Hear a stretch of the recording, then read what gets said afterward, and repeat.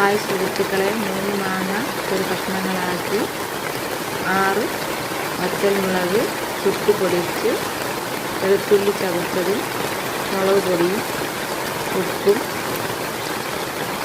കായപ്പൊടിയും പാകത്തിനെടുത്ത് അതിനുശേഷം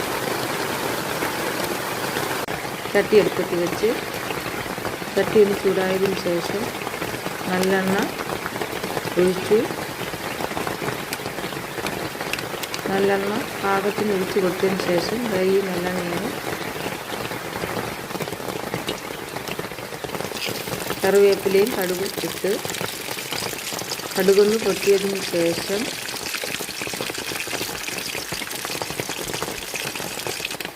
പാത്രത്തിൽ അരിഞ്ഞു വെച്ച സാധനങ്ങളെല്ലാം ചട്ടിയിലേക്ക് പകർന്ന് അതിന് ശേഷം ഇളക്കി മറിച്ചു. ഇനി അല്പം മഞ്ഞൾപ്പൊടി പകർന്നു കൊടുക്കാം.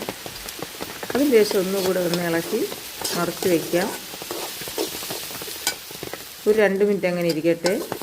ഇതാ അച്ചാർ ഇങ്ങനെ ആയിട്ടുണ്ട്. പാകമായി.